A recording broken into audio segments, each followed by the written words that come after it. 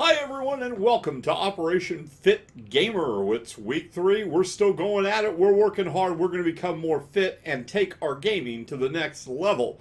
I'm your host, but I want to stress I'm not the only person in Operation Fit Gamer. Operation Fit Gamer is a community. If you have not done this yet, head over to Facebook. There's a link below. Join the group. Tell us your story, share your experiences, help lift other gamers up, and we'll help lift you up as we all work to get fit together. I want to send a special thank you out to Barnacles and his community. Got to spend the weekend with Jerry, had an absolute blast with him and his friends. Love hanging out with Jerry, and he was kind enough to help promote our project because he believes in this. He wants to see gamers get up, get moving, get more fit. And also, big thank you to the people that have joined the Facebook community and all the comments in the YouTube video. I'm reading them all. We're probably going to have to set aside one show here soon where I just reply to some of the comments. I try to reply to them in the forums that they're presented in, but sometimes you just want to wait and do a video and talk to people. So that said, let's dive into today's topic. Today's topic is understanding how to properly set goals in our journey for fitness.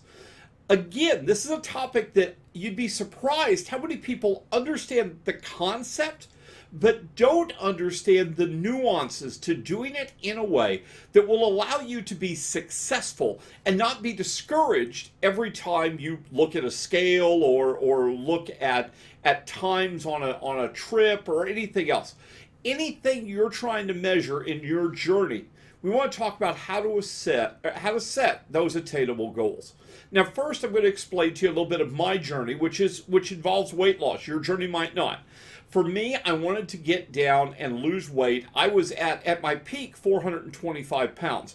When I began this journey at the 1st of July, I was 375. So the first step was for me to set an attainable goal. And my goal was 250 pounds. That's what I want to weigh. 125 pounds lost. That's a big goal. That's difficult to obtain. I mean, 125 pounds is some pretty significant weight loss. And there's no way that's going to happen quickly.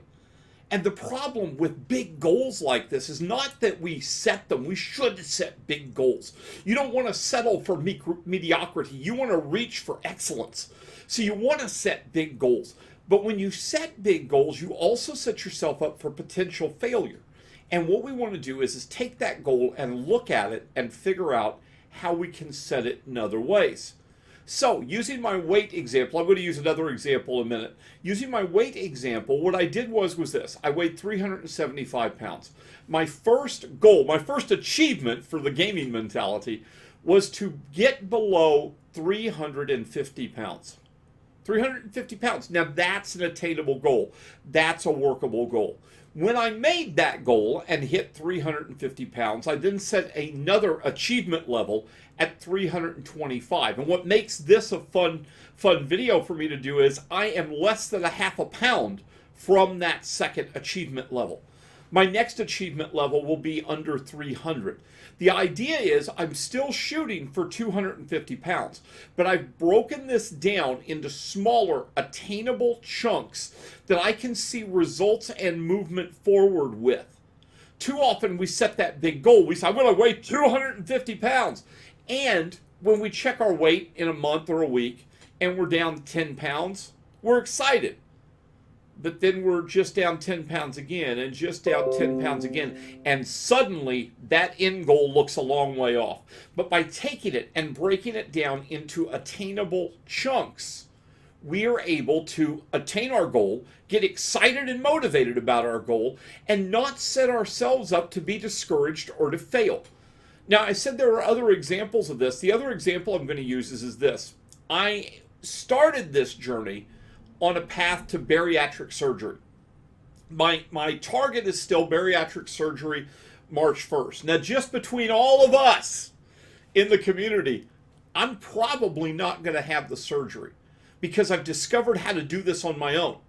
Now, that may not be right for you. You may find you need the surgery if weight loss is your goal. You may find you need the surgery, and I applaud you for taking the stand and making the effort, making that commitment in your decision to do whatever it takes. I applaud you for that. But for me, I'm losing weight fast enough, I'm getting healthy fast enough that I'm okay with not pushing into the surgery. We're leaving it on the table because I don't know what's going to happen in the next week or month. I've got till March 1st. So we've got it on the table. That's kind of a motivator because I'm kind of like, I don't want them cutting on me. So it's helping to motivate me. But I'm going in for the surgery. Now, anybody that's gone through this understands what happens. They want you to become, before the surgery, they want you to become more physically active. They want you to give up straws. I know that sounds silly. It's because you suck air in when you use a straw. And when you have the surgery, the smaller belly can create a problem with that. They put you on a low-carb diet. They will eventually ask you to go down to a protein shake a day to replace a meal, and they want you to give up soda. Now, that's a lot of stuff to have happen to you at once. I'm sitting in that office in July, and they're telling me all this stuff. Luckily, I understand how to set goals. All of this has to be achieved by March 1st. So goal 1 was July, I became physically active. I went out and started walking. Now, you know what? Maybe you can't walk more than 5 minutes. Walk the 5 minutes. Maybe you can't walk more than 15 minutes. Walk the 15 minutes. The American Heart Association tells us we need 30 minutes a day, 5 days a week. That should be your long-term goal. But for your short-term goal, set what you can do. I know when you do it and you're like, oh my God, I only walked for 5 minutes. How lame am I? You're not lame. Did you walk 5 minutes before you started this? If you didn't, you achieved something. And once you've done it 5 minutes, give it a week or so. Now maybe push that to 10. You'll be amazed at how quick your body responds to this and gets excited. Remember, long-term goal is great, but you got to break this into bite-sized chunks. So I set my first goal of that long list as to walking in July. In August, my goal was, and I began it on August 1st, I went to a low-carb diet. I gave up bread, I gave up pasta, I gave up potatoes. Now, that last one was painful because, as Weird Al has said, I'm addicted to spuds. And it was painful for me to give up potatoes. But you know what? For 1 month, that was my focus. I was already walking. I didn't have to worry about working on that. I had that under control. I did this. And for 1 month, I did it. And at the end of the month, I found it was easier for me to do it. Second goal obtained. Third goal was to begin the protein shake a day. Now, that one's been more difficult. That one's been more difficult because of some other things that have changed in my physiology that we didn't expect, and they're good things. And the changes in my physiology have made it very difficult. Now, the straw, giving up a straw was easy. I never used a straw. Giving up the soda is very painful. We haven't even started that yet because I love my Diet Coke, Coke Zero. Or as Jerry says, I drink Cola O for poor people. It's okay. It's okay because we've still got plenty of time to get there. We don't rush forward. We take our time, we reach attainable goals, and we move forward. This is a recipe to success. This is a recipe to get you excited, to get you motivated, and to keep you moving. Now, again, I've pointed out that this is not just about weight loss. This is about general fitness. For some people that make their livings around computers, that game seriously all the time, I'm one of you, okay? It's hard sometimes for me to get my lard ass out of the chair. I got a good chair too, but it's hard for me to get my lard ass out of the chair. It's hard for me to get motivated to get up in the morning, even though I've been doing this for a few months. To get up in the morning and it's raining and it's cold and damn, I don't want to walk today, and I do it anyway. That's back to the first show or the second show about commitment. You got to make the commitment. You got to make the decision. But it's also about biting off small chunks. There are a number of things you can do. We're going to talk about this in another show about how to set up your exercise plan. The methodology I used, not necessarily what you're going to use.